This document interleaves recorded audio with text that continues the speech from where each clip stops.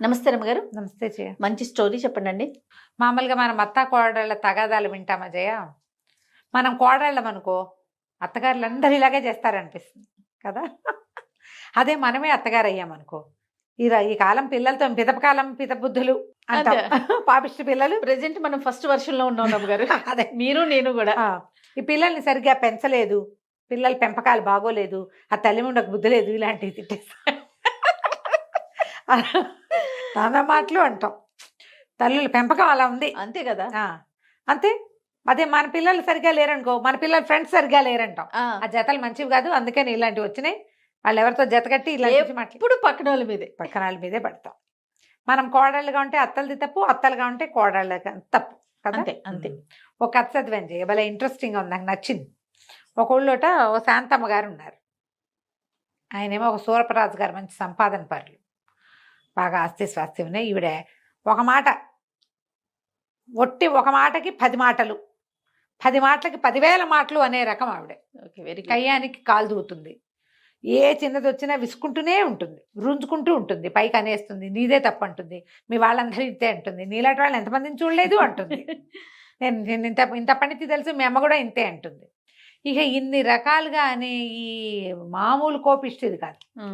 ఇలా ఉంటే వాళ్ళని ఆపలేక మొగుళ్ళు ఊరుకుంటారు, పిల్లలు నోరు మూసుకూరుకుంటారు చెయ్య, వదిలేస్తారు కదా. ఇక వాళ్ళు భరించలేక, వాళ్ళ నస భరించలేక వదిలేస్తే పోతుంది. ఆమె పొట్లాట పడిపోతారు అమ్మగారు, ఇలాంటి వాళ్ళు పడిపోతారు. ఇలాగే జరుగుతుంది. ఎంతమంది ఉన్నారమ్మా ఇట్లా. అవునండి, ఎంతమందో. ఎక్కడికో వెళ్ళాం జయ, ఇప్పుడు చెప్తా. ఎక్కడికో వెళ్ళాం, ఆవిడెవరో ఫోటో అడిగారు మిమ్మల్ని. ఫోటో అడిగితే ఫోటో తీసుకొచ్చా అన్నారు.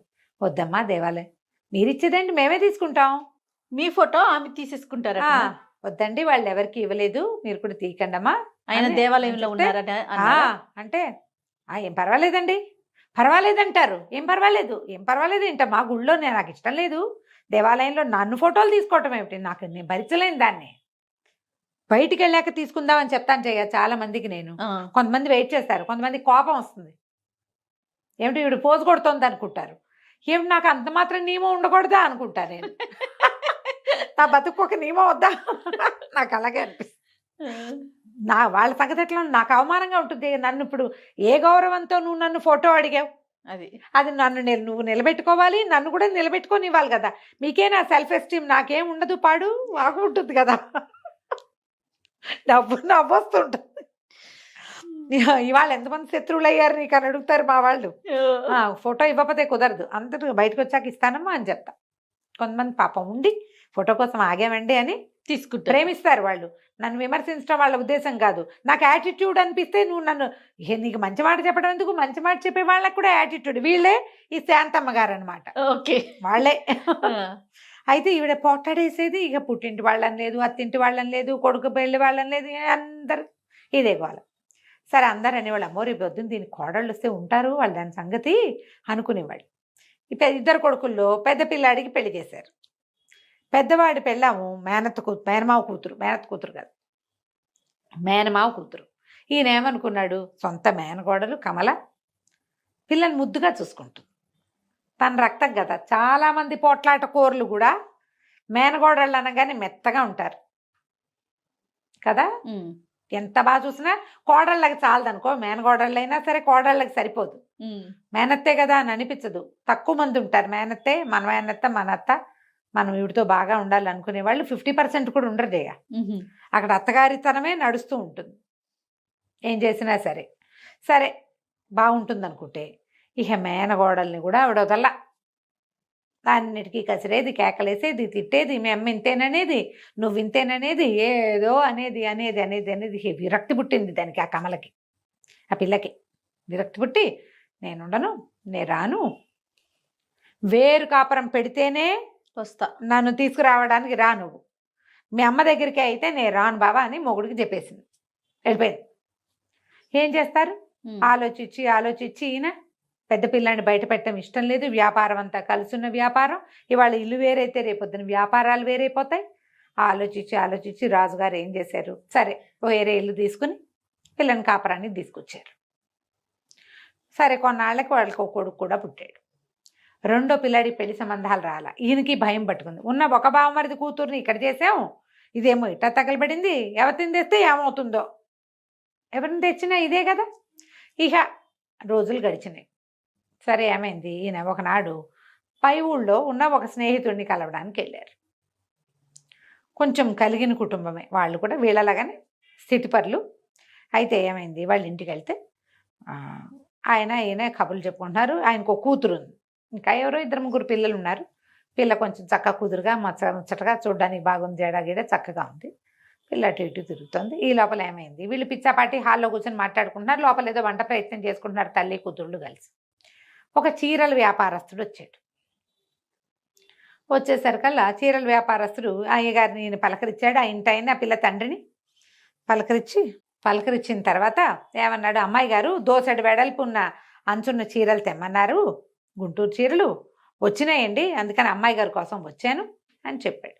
చెప్పేసరికి లోపల ఈయన కేకేశాడు, అమ్మాయి విమల, చీరలు ఆయన ఎవరో వచ్చాడు, నువ్వు కావాలన్న చీరలట, రారా అన్నాడు. అనేసరికి ఆ అమ్మాయి బయటకు వచ్చి ఈ చీరలు ఆయన చూసి, వచ్చారా కూర్చోండి ఇప్పుడే వస్తానని లోపలికి వెళ్ళి ఓ పాత చీర పట్టుకొచ్చింది. హాల్లోనే జరుగుతోంది. పెద్దవాళ్ళు ఇద్దరు సోఫాల్లో కుర్చీల్లో అవతల కూర్చున్నారు. గుమ్మం దగ్గర ఈ పక్కన ఇంకొంచెం ప్లేస్ ఉంది, ఇక్కడ కూర్చున్నాడు. చీరల వాళ్ళు ఏముంది, మూటలు తెస్తారుగా, మూటలు అవి ఓపెన్ చేయడానికి ఒక తివాసి ఏదో పరిచింది, తివాసి మీద పెట్టుకున్నాడు. ఆయన ఊడదీస్తున్నాడు. తీస్తుంటే ఈ పిల్లల లోపల నుంచి వచ్చి, ఈ చీర గుర్తుపట్టారా? ఆయన ఏదో పాత చీరలే ఉంది కదమ్మా అన్నాడు. మీరు ఇచ్చిందేనండి, ఎంత వేలో తీసుకున్నారు, చిరగాల్సిందే కానీ రంగుపోదన్నారు, 3వ ఉతుక్కి ఇట్లా అయిపోయింది, జరి అంతా వెలా తెల్లబోతోంది, ఇప్పుడు మళ్ళీ మీరు నాకు కొత్త చీరలు తెచ్చిస్తే ముందు దీనికి సమాధానం చెప్పండి, ముందు సమాధానం చెప్పాలిగా అనేసరికి ఆయన కళ్ళబెళ్ళబడి, అయ్యో అమ్మ ఇలా అయిందా, చీరకి చీరిస్తాను మీకు, నాకు చీరకి చీరొద్దు, మీరు వచ్చారు నేను కట్టుకున్నా తడిపా, ఇలా అవదని గ్యారంటీ ఏమిటి నాకు, మీరు ఇంతకుముందు కూడా ఇలాగే అద్భుతమైనవి గట్టంచు చీర తిరగాల్సిందే కానీ రంగుపోదన్నారు, ఇదేమో 3వసారికే పాతగుడ్డయింది, మిమ్మల్ని నమ్మి తీసుకుంటే మీరు నమ్మకం నిలబెట్టుకోవాలి కదా, మీరు గ్యారంటీ ఇవ్వగలిగే బట్ట ఉంటేనే చూపించండి, లేకపోతే నాకొద్దు. ఏ చీరలైతే ఈ అమ్మాయి కోసం తెచ్చాడో ఆయన అవి చూపించలే, వేరే ఏవో పట్టు చీరలు చూపించి వెళ్ళిపోయాడు. ఈయనకి రాజుగారి కళ్ళు మెరిసిపోయినప్ప, అబ్బా పిల్ల ఎంత రీజనింగ్ తోటి మాట్లాడుతోంది, గట్టిగా తిట్టలా, తిట్టు కాదు అది, నిలదీస్తోంది, నిలదీత. సరే ఏమన్నాడు ఈయన స్నేహితుడితో చెప్పాడు, ఏమో వెంకటరత్నం నువ్వు నాకు ఒక మాట ఇవ్వాలోయ్ అన్నాడు. అంతకంటేనా నీకేం కావాలో చెప్పన్నాడు. మీ పిల్లని మా చిన్నవాడికి ఇచ్చేబోయ్ అని అడిగాడు. ఆయన ఆశ్చర్యపోయాడు, ఇంత మాట అన్నావు నువ్వు, అయ్య బాబోయ్ మా పిల్లని ఇవ్వటం ఏమిటి, బ్రహ్మాండంగా ఇచ్చేస్తాను, మామూలుగా కాదు, చేసుకో మా పిల్లని చేసుకుందు కానీ అన్నాడు. ఈయన ఇంటికి వెళ్ళి పిల్లని కుదిర్చాననే సరుకులు ఆవిడ రుసరుసలాడి దుమ్మదుమ్మలాడి పిల్లని చూడకుండా నేనా అదే ఇదా అందుకని ఆయన ఆ వెంకటరత్నం గారు బాగా పెట్టుపోతా బాగా చూపించేసరికి మేనగోడలు తెచ్చిద్దానికంటే ఇంకో గుప్పెడు ఎక్కువే వచ్చినాయని ఊరుకుంది. ఈయన ఏమనుకున్నాడు, కమల మెతకది, కొడుక్కి చెప్పాడు, మీ వదినేమో కమల మెతకది, మీ అమ్మకి సమాధానం చెప్పలేకపోయేది, మీ అమ్మ ఒకటేసి రెండేసి ఆవిడ తిట్టేది, ఈ పిల్ల మంచి రీజనింగ్ ఉన్న పిల్లరా, మీ అమ్మ నోరు కట్టు, గోలుండదు, నువ్వైనా మాతో కలిసి ఉందు కానీ, ఈ పిల్లలు లేని ఈ ఇల్లు ఏమి ఇల్లు, మనవాడు పుట్టాడు పిల్లాడు అక్కడ దోగాడుతున్నాడు, మన ఇల్లు ఏమి ఇటాకే బోసి ఇల్లుగా ఉంది, పెద్దవాళ్ళు అందరిస్తే పిల్లలు లేరు, నువ్వు వెళ్ళిపోతే మేమే మిగులుతాం, నాకు మనవాడి ముద్దు ముచ్చట్లు చూసుకోవాలని ఉంది అని కొడుకుని ఒప్పించాడు. కొడుకు కూడా ఓ పూట వచ్చి ఏ విమలని చూసి సరేనన్నాడు. సరేనంటే సరే వచ్చింది విమల. పిల్ల మంచి పనిమంతురాలు, పని వాళ్ళతో ఉండి పని చేయించగలదు, అవసరమైతే నడుమంచి పని చేస్తుంది. 15 రోజులు 20 రోజులు ఊరుకుందో శాంతమ్మ గారు. ఆ తర్వాత 4 విసిరేది, పిల్ల కిక్కుమనేది కాదు, ఎంత సహనంగా ఉండేదో. అత్తగారు ఏమైనంటే తలొంచుకుపోయేదే కానీ తిరిగి సమాధానమే చెప్పల, ఆవిడ అరుపులే వినపడేవి, ఎందుకు మాట్లాడతారు అట్లా అనేది కాదు. రోజులు గడుస్తున్నాయి. ఈయనకి ఆ పెళ్ళం రంకెలు వేసేయటం, వరిచేయటం, కుక్కిని పోయిన పెనల్లే మాట్లాడవు, మూగి ముద్దలాగా మాట్లాడవు అని అంటాం భార్య వింటూ ఉండేవారు. ఇప్పుడు ఏంటి పిల్ల తెలివిగలది, మాటకి మాట అనగలదు, బోల్డంత రీజనింగ్ ఉంది, నిలదీసే సత్తా ఉన్న పిల్లని చేసుకుంటే ఇది ఇట్టా నోరు మూసుకుని తిట్లు తింటోందే, రేపు నాటికి ఎప్పుడో అప్పుడు కొడుక్కి విసుగు పుట్టినా దీనికి విసుగు పుట్టినా బయటికి వెళ్ళిపోతారు. మళ్ళీ ఒంటరి ఇల్లు సంప్రాప్తం అవుతుంది, పిల్లలు లేని ఇల్లు. ఏం చేయాలో తెలియలే. ఒకనాడు ఏమైంది, శాంతమ్మ గారు గుళ్ళో పురాణం ఉందని వినడానికి రోజు వెళ్తుంది. ఆయన ఏం చేశాడు, రోజు వెళ్తుంది, ఇవాళ కూడా వెళ్తుందని ఇంటికి వచ్చాడు దుకాణం నుంచి. ఆవిడ వెళ్ళిపోయింది గుళ్ళోకి. ఈయన కోడల దగ్గర కూర్చున్నాడు, కేకలిస్తాడు. కేకేసి మంచినీళ్ళు తెమ్మ అంటే ఏదో పలహారం తెచ్చింది. మామగారి దగ్గర విసనకర్ర పెట్టి చుట్టూ కూర్చుంది. ఈయన అడిగాడు, ఏమమ్మా నువ్వెంత గట్టిదానివి, ఆ రోజు నువ్వు బట్టల వ్యాపారస్తుడు నేను నిలదీసిన విధానం చూసే కదా పెళ్లి చేసుకున్నా నేను నిన్ను చేసుకున్నాను. మీ అత్తగారు అట్లా నోటికొచ్చినట్టుగా చెలిగి పారేస్తుంటే నువ్వు నోరెత్తకుండా ఉంటావేమిటమ్మా, ఇంత సహనం ఎక్కడి తల్లి నీకు, వెధవ 2 రూపాయలు పారేస్తే వచ్చే చీరకి అంత నిలదీస్తువి, ఎందుకమ్మా మాట్లాడవు అన్నాడు. అనేసరికల్లా అమ్మాయింది, అది కాదండి మావయ్య గారు, వ్యాపారస్తుడితో మనకి వ్యాపార సంబంధాలు అవి, మన డబ్బు దానికి తగిన ప్రతిఫలం.